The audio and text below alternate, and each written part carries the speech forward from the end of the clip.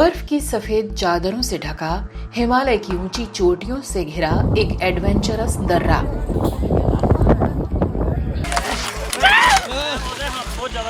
ये देखिए, यही वो घाटी, यही वो दर्रा, इसके आगे हम नहीं जा सकते।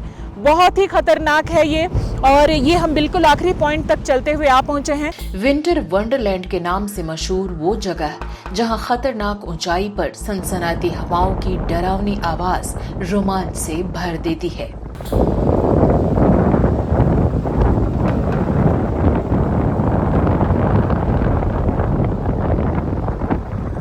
जरा सी सावधानी हटी कि आप 13,000 फीट की गहराई से होते हुए सीधे रसातल पहुंचे। मुझे लग रहा है कि मैं भी उड़ जाऊंगी, मेरा माइक भी उड़ जाएगा। इतनी तेज हवा है, मैं बोल नहीं पा रही हूँ। इतनी ठंडी हवा है कि जैकेट और इतने गर्म कपड़े पहनने के बावजूद भी हालत खराब है। यहाँ है अट्रैक्टिव ग्लेशियर, चार्मिंग लेक और पहाड़ों से पिघलकर बहती नदियों का अद्भुत सौंदर्य। रोहतांग शब्द का जो अर्थ होता है वो होता है लाशों का ढेर, जहां अब तक कई बॉलीवुड फिल्मों की शूटिंग की जा चुकी है।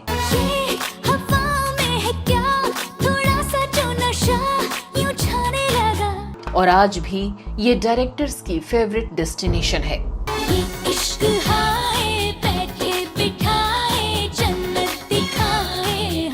स्कीइंग, आइस स्केटिंग, पैराग्लाइडिंग और ट्रैकिंग जैसे एडवेंचर के लिए एक जन्नत सी जगह।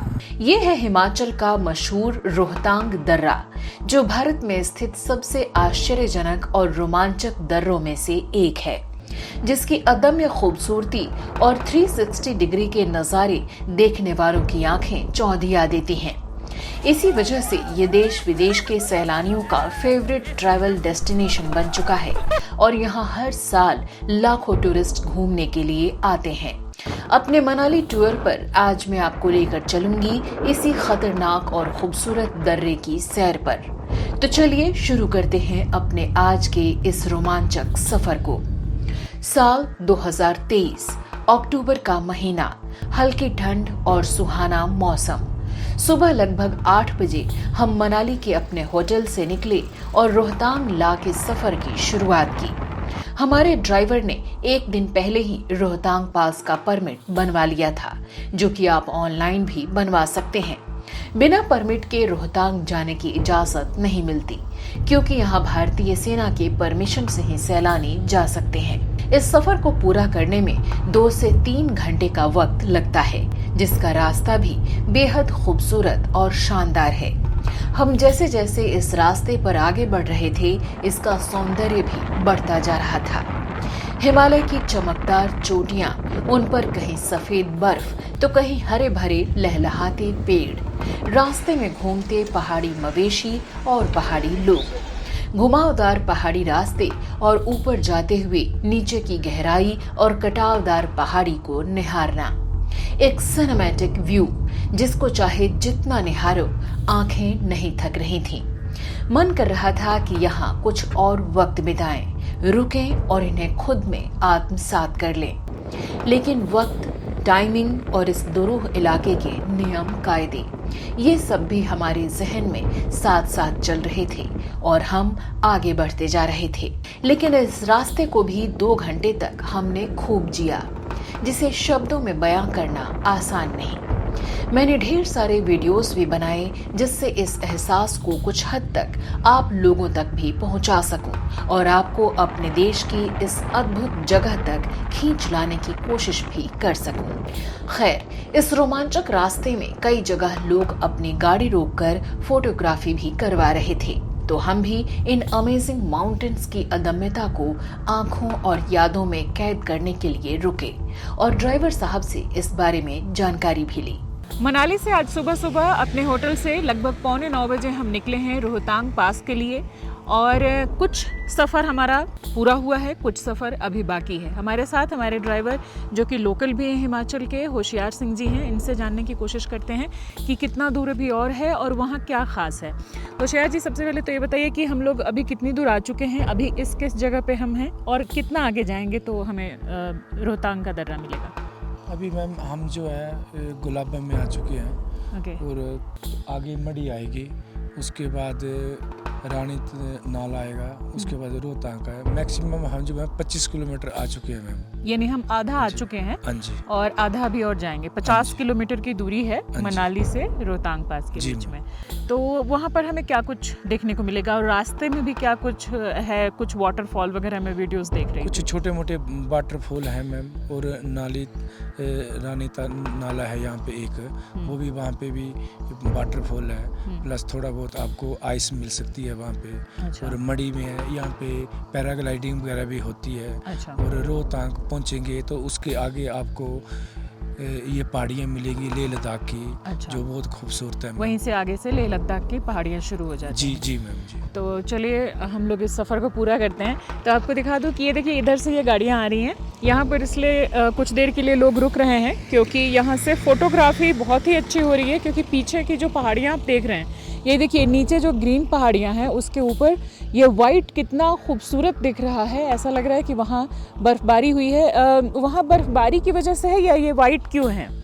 ये वाइट इसलिए मैम, यहाँ पे ऑलरेडी आइस स्नो फॉल होता है ये। अच्छा। अभी तो जैसे स्नोफॉल अभी जनवरी या मतलब जनवरी में स्टार्ट हो जाएगा, तो ये पूरा यहाँ पे वाइट हो जाएगा। उस समय पूरा ही वाइट हो जाएगा। तो अभी थोड़ी बहुत जो बर्फबारी हुई है, हाँ अभी स्टार्टिंग ही है, अक्टूबर का समय है और अभी एक बर्फबारी हुई है, हालांकि नीचे की बात करें तो, लेकिन ऊपर की पहाड़ियों को आप देख सकते हैं कि कितनी खूबसूरती है और बर्फ़ अभी भी आपको यहाँ पर दिखाई दे देगा। और उसके बाद नीचे जो है वो ग्रीनरी है। इस रास्ते से होकर के हम आए हैं और अभी इधर की तरफ हम जाएंगे।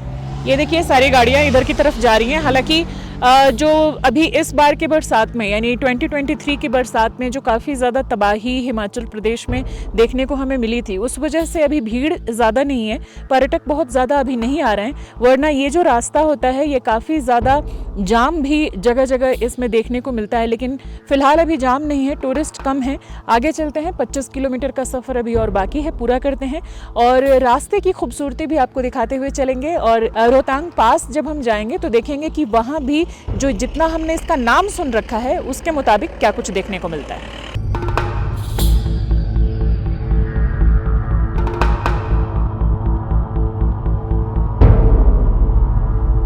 लगभग 30 किलोमीटर हम आ चुके हैं, 20 किलोमीटर के आसपास अभी रास्ता बचा है।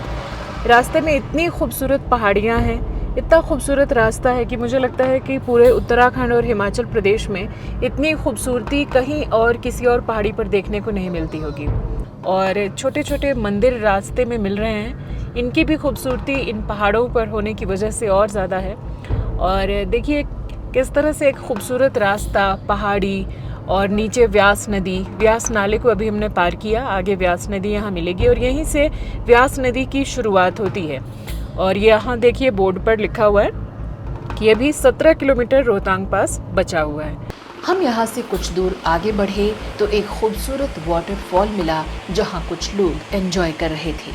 रोहतांग जाने के रास्ते में इस वक्त हम रुके हुए हैं, लगभग 10 किलोमीटर अभी बचा होगा रोहतांग। और यहाँ पर हमें एक बेहद खूबसूरत वाटरफॉल मिला है।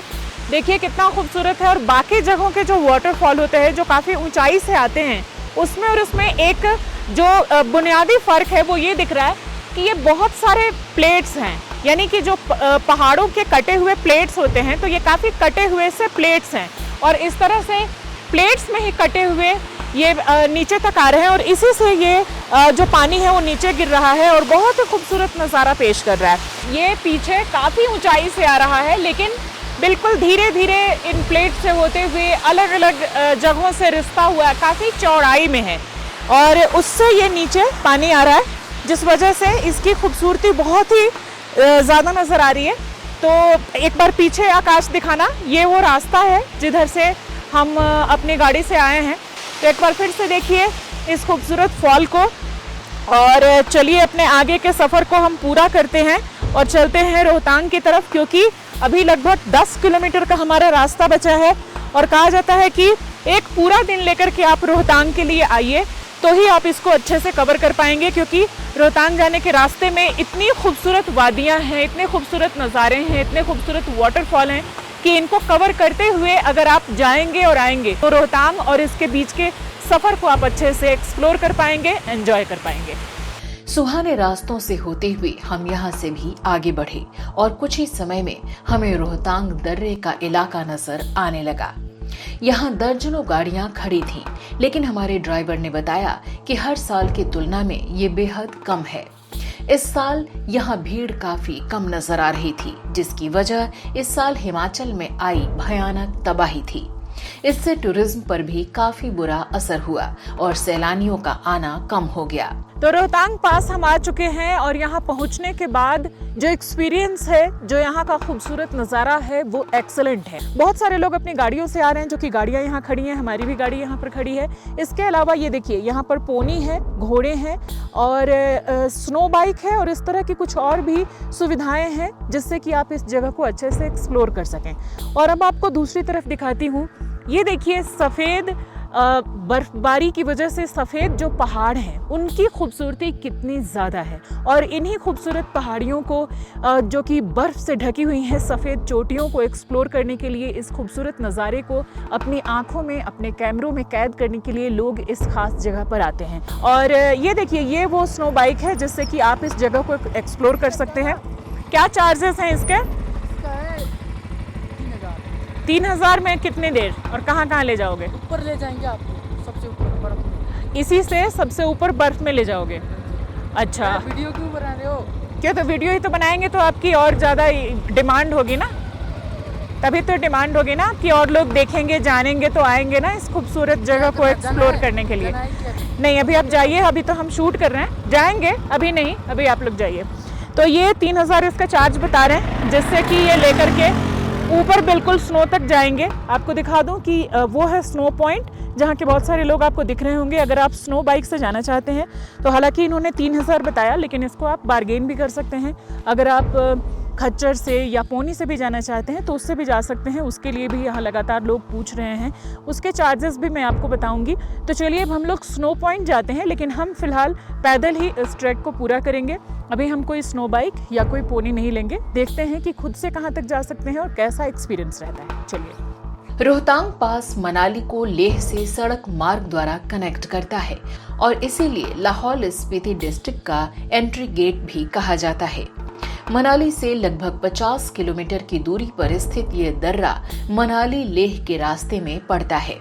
ये समुद्र तल से लगभग 13,050 फीट की ऊंचाई पर स्थित है और हिमालय के पीर पंजाल रेंज के ईस्टर्न पार्ट में पड़ता है।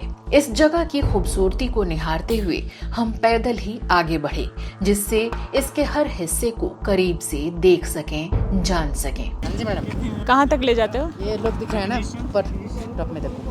अच्छा, वहाँ तक ले जाओगे। और क्या चार्जेस हैं आपके घोड़े के? 800 रुपये आना जाना। कहाँ तक ले जाओगे? ये बाइक नहीं दिखाई। लगभग ये कितना होगा, 1 किलोमीटर? ज़्यादा है। 2 किलोमीटर पड़ जाएगा। तो अभी आप लोगों की हो रही है कमाई वगैरह, लोग आ रहे हैं? अभी तो ऑफिस है ना। अच्छा, तो रोशन जी आप कहाँ के रहने वाले हैं? मैं नेपाल से। अच्छा, नेपाल से हैं। तो अभी लगभग आधा किलोमीटर का सफ़र तय करके हम इस जगह पे आ चुके हैं। वहाँ देखिए, वो सड़क है जहाँ की हमारी गाड़ी खड़ी है और वहाँ से चढ़ाई करके लगभग आधा किलोमीटर हम लोग ऊपर आए हैं। यहाँ से भी हालांकि खूबसूरती काफ़ी ज़्यादा है।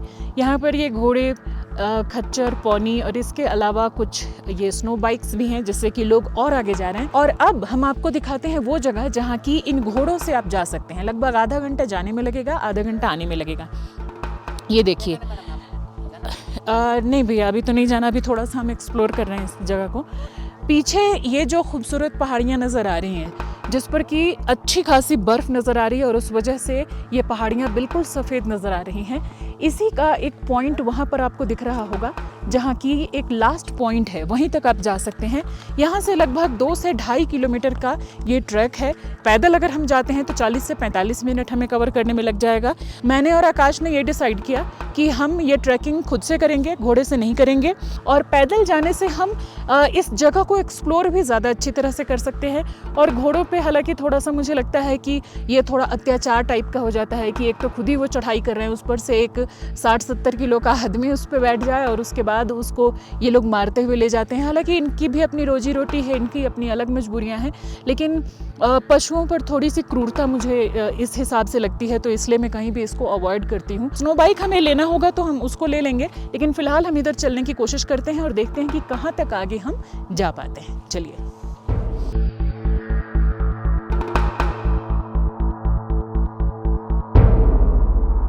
तो रोहतांग के ऊपरी हिस्से से नीचे हमें एक झील नज़र आई है। हम इसके पास जाने की कोशिश कर रहे हैं ये देखने के लिए कि वहाँ क्या है, क्या वो सिर्फ झील ही है या इसके अलावा भी वहाँ कुछ है। कुछ पर्यटक वहाँ जा रहे हैं, लेकिन ज़्यादातर लोग ये जो स्नो पॉइंट है ना, जो सबसे ये ऊंचाई वाला एरिया है, यहाँ पर लोग जा रहे हैं। लेकिन हम इस झील के पास जाने की कोशिश कर रहे हैं, तो वहाँ आपको लेकर के चलते हैं। मुझे लग रहा है कि वो दूर से जब इतना अट्रैक्टिव नज़र आ रहा है तो पास से और भी बड़ी झील होगी और भी ज़्यादा खूबसूरत जगह होगी। चलिए इस झील को भी एक्सप्लोर करते हैं। दोस्तों, इस दर्रे का पुराना नाम भृगु तुंग था, जो भृगु ऋषि के नाम पर पड़ा था। बाद में रोहतांग के नाम से इसे जाना जाने लगा, लद्दाखी भाषा में, जिसकी मीनिंग होती है लाशों का ढेर। ये देखिए शानदार झील का नज़ारा है, वेरी ब्यूटीफुल। और ये ब्लू कलर जो इसका है, पानी का अपना कोई रंग तो होता नहीं है, आसमान जो काफ़ी साफ है, बिल्कुल ब्लू कलर का नज़र आ रहा है, उसी का रिफ्लेक्शन है इस पानी में। और इसी वजह से ये जो झील बन चुका है, इस वजह से ये बहुत ज़्यादा खूबसूरत और नीले कलर का इसका पानी नज़र आ रहा है। देखिए कितनी खूबसूरती है, लेकिन इसमें लोगों की भी थोड़ी गलती है, जो ख़ासकर हमारे जैसे टूरिस्ट आते हैं बाहर से, वो यहाँ पर पानी की बोतल, बियर के बोतल, रैपर्स फेंक के गए हैं, जिस वजह से ये दूषित हो रहा है। देखिए पानी और झील कितना खूबसूरत है, लेकिन इसको गंदा कर देते हैं वो लोग जो कि बिल्कुल अपनी जिम्मेदारी नहीं समझते, अपनी संपदा, अपनी देश की धरोहर नहीं समझते, और उस वजह से इतनी खूबसूरत जगह को भी गंदा कर देते हैं। और देखिए ये सबसे ऊंची चोटी मेरे पीछे, ये आप देख सकते हैं, और आगे और भी बर्फबारी होगी। 31 अक्टूबर को ही वो लास्ट डेट है जबकि इसे बंद कर दिया जाएगा। कई बार ये 1 मई से भी खुल जाता है, कई बार अगर बर्फ़ ज़्यादा रहती है, बिल्कुल नहीं पिघली होती है, तो उसको थोड़ा और समय दिया जाता है। वो गवर्नमेंट डिसाइड करती है कि उसको अभी फ़िलहाल खोलना है या नहीं। तो ख़ास तौर से अगर हम रोहतांग दर्रा की बात करें तो ये जगह 6 महीने के लिए खुलती है, यानी कि मई से अक्टूबर तक। लेकिन कभी कभी वो 4 महीने या 5 महीने भी हो जाता है, जबकि यहाँ पर काफ़ी ज़्यादा स्नोफॉल और काफ़ी मोटी परत स्नो की होती है, तो उस वजह से उसको नहीं खोला जाता है, क्योंकि वो थोड़ा खतरनाक होता है। अगर आपको नहीं पता हो तो रोहतांग शब्द का जो अर्थ होता है वो होता है लाशों का ढेर।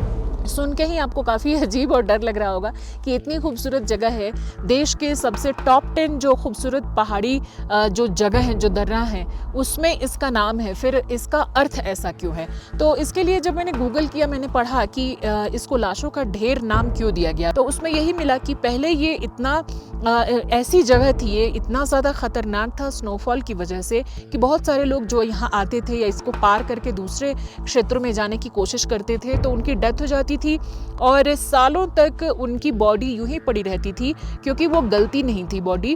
और इस वजह से, क्योंकि यहाँ पर बहुत ज़्यादा स्नो था, तो जो कि त्यों उनकी बॉडी पड़ी रहती थी, और उसके बाद जो लोग अगर इनको खोजते हुए आते थे तो लाशों का ढेर उनको दिखा, तो इसका नाम ही रोहतांग यानी लाशों का ढेर रख दिया गया। हालांकि अब कोई डरने की बात नहीं है, क्योंकि अब काफ़ी कुछ यहाँ पर चेंज हो चुका है और काफ़ी ज़्यादा सुविधाएं हैं, बहुत कुछ बदल चुका है, बहुत डेवलपमेंट यहाँ हो चुकी है। तो इस वजह से अब ये एक बहुत ही फेमस टूरिस्ट प्लेस है, बहुत ही खूबसूरत है, और यहाँ हर किसी को ज़रूर एक बार आना चाहिए। यहाँ लगभग पूरे साल ही बर्फ की सफेद मोटी चादर बिछी रहती है, और यहाँ आप गर्मियों में भी बर्फ देख सकते हैं। ये दर्रा मौसम में होने वाले अचानक बदलावों के लिए भी जाना जाता है।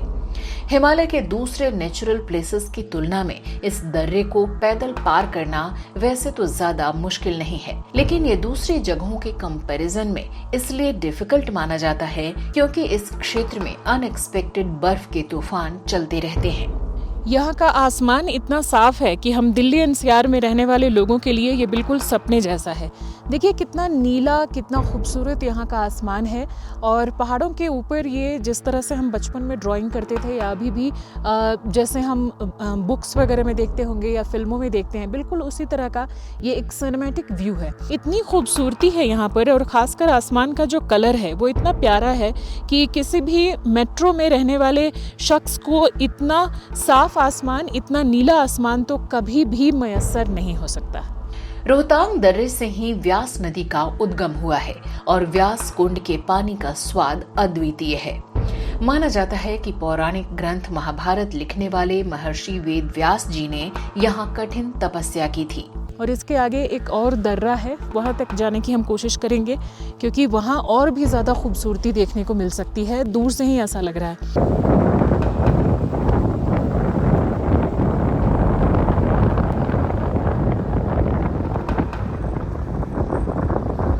तो अभी इस रोहतांग दर्रा के सबसे आखिरी पॉइंट पे हम आ चुके हैं। मुझे लग रहा है कि मैं भी उड़ जाऊंगी, मेरा माइक भी उड़ जाएगा। इतनी तेज़ हवा है, मैं बोल नहीं पा रही हूँ। इतनी ठंडी हवा है कि जैकेट और इतने गर्म कपड़े पहनने के बावजूद भी हालत ख़राब है, जबकि अक्टूबर का ये महीना है। अब मुझे समझ में आ रहा है कि क्यों अक्टूबर में ही इसे बंद कर दिया जाता है और 6 महीने ये पूरी तरह से बंद रहता है। ये देखिए, यही वो घाटी, यही वो दर्रा, इसके आगे हम नहीं जा सकते। बहुत ही खतरनाक है ये। और ये हम बिल्कुल आखिरी पॉइंट तक चलते हुए आ पहुँचे हैं। एक तरफ ये सफ़ेद चोटियाँ जिस पर कि आप बर्फ़ जमी हुई देख सकते हैं, और काफ़ी तेज़ धूप है, इसके बावजूद भी ये बर्फ़ नहीं पिघल रही क्योंकि मोटी यहाँ ये परत है। और दूसरी तरफ ये घाटी है जो कि नीचे आप देख सकते हैं। इससे आगे जाना बहुत ही खतरनाक है, लेकिन इतनी खूबसूरती है, ऐसा लग रहा है कि हवा इतनी तेज़ चल रही है कि हमें उड़ा के इस घाटी में गिरा देगी, ऐसा लग रहा है। बहुत ही डर लग रहा है, लेकिन इतना अच्छा एक्सपीरियंस है, ऐसा लग रहा है कि हम जन्नत में आ चुके हैं। लेह लद्दाख की ये पहाड़ियाँ आगे से शुरू हो गई हैं, यहाँ तक रोहतांग, और बहुत ही खूबसूरत और बहुत ही अच्छा हमारा एक्सपीरियंस रहा।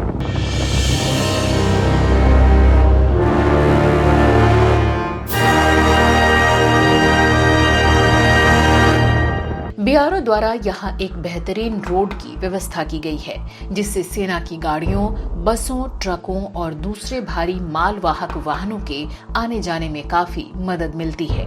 तो रोहतांग के स्नो पॉइंट से इस वक्त हम वापस आ चुके हैं। आपको दिखाती हूँ, इस रास्ते से हम वापस आए हैं और काफ़ी चलना पड़ा। हालांकि लगभग मान के चलिए कि 5 किलोमीटर के आसपास का हमारा ट्रैक रहा। ये सड़क जो है ये बहुत ही अच्छी सड़क है, कनेक्टिविटी जो है यहाँ की बहुत अच्छी है। दूसरी तरफ ये जा रही है सड़क इस तरफ।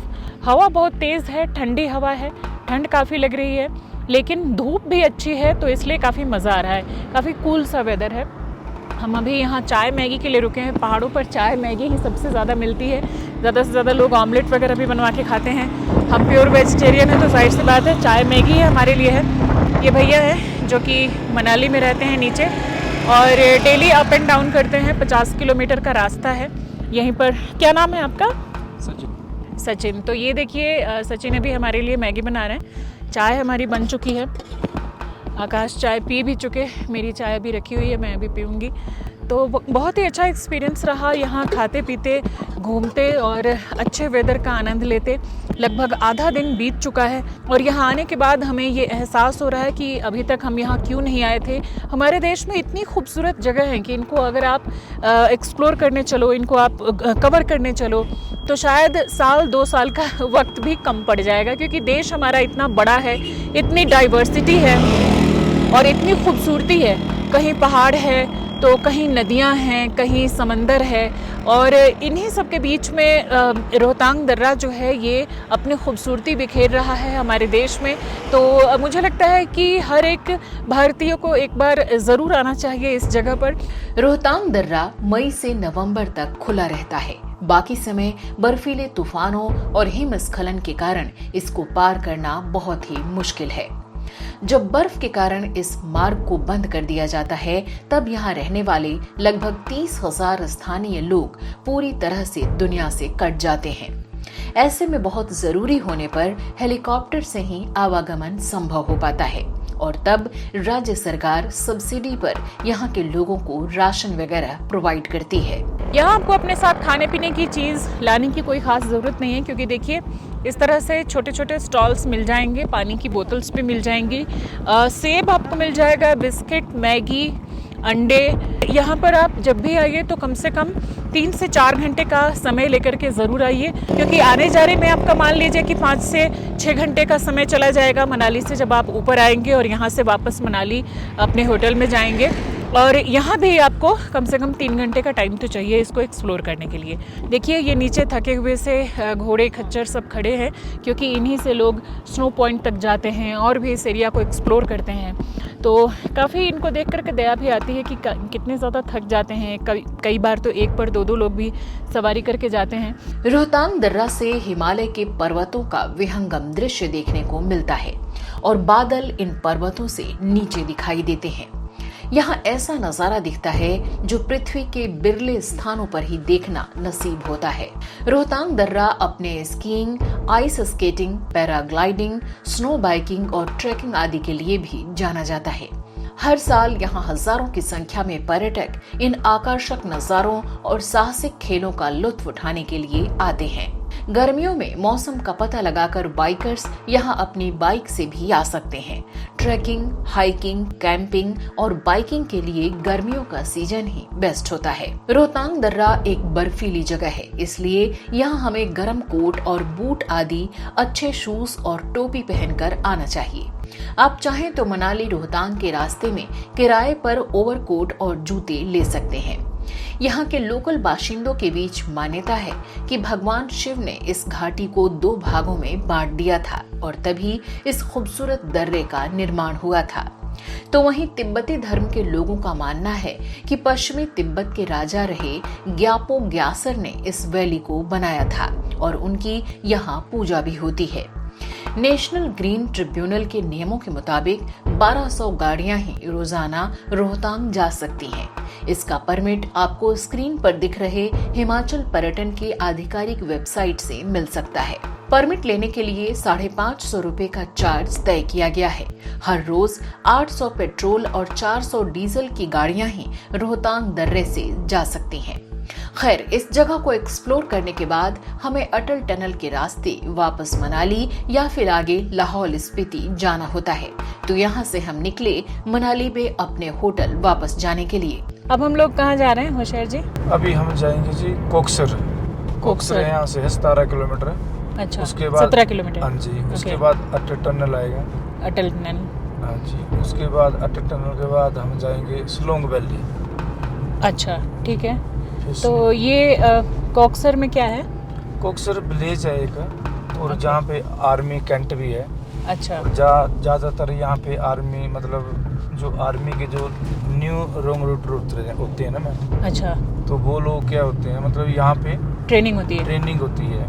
ठीक है, तो चलिए कोकसर में चलते हैं। कोकसर जो गांव है, मतलब वहाँ कुछ खास है यहाँ का लोकल, वहाँ पे कुछ कल्चर वगैरह देखने को हमें मिलेगा? हाँ, वो वहाँ पे आपको बुद्धिस्ट जो कल्चर है वो देखने को मिलेगा, क्योंकि वो इस साइड से, मतलब वो ही लास्ट गांव उनका गांव आता है इधर। अच्छा, उसके बाद कोई गांव नहीं है? नहीं। अब देखो आज नीचे आपको नदी दिखेगी मैम। अच्छा, हाँ, ये ग्रीन कलर की नदी है, ऊपर से भी दिख रही थी लेकिन उतनी नहीं दिख रही थी।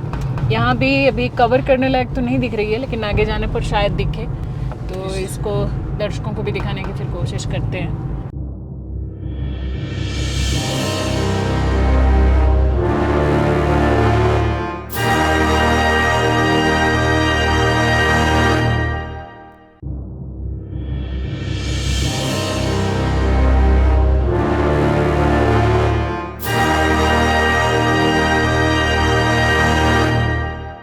अटल टनल बनने से पहले रोहतांग दर्रा ही लाहौल स्पीति पहुंचने का एकमात्र रास्ता था, लेकिन उस सुरंग ने इस इलाके की काया पलट करने का काम किया। एक फैक्ट ये भी है कि देश के तत्कालीन प्रधानमंत्री अटल बिहारी वाजपेयी के सामने इस टनल की मांग रखने वाले शख्स अर्जुन गोपाल उर्फ टशी दावा की मौत भी रोहतांग दर्रे में फंसने की वजह से हो गई थी। और जब इस टनल का काम शुरू हुआ तब इसका नाम रोहतांग टनल ही रखा गया था, जिसे बाद में बदलकर अटल टनल कर दिया गया। खैर, रोहतांग पास की बात करें तो यहाँ के नेचर की ब्यूटी और मनोरम दृश्य सैलानियों के जहन में बस जाते हैं और वो यहाँ से ढेर सारी सुनहरी यादें लेकर वापस लौटते हैं, इस वादे के साथ कि दोबारा जरूर आएंगे। अगर आप अनछुए स्वर्ग को महसूस करना चाहते हैं, आश्चर्यजनक नजारों को देखना चाहते हैं, शांति और सुकून की तलाश में रहते हैं, तो ये जगह बस आपके लिए है।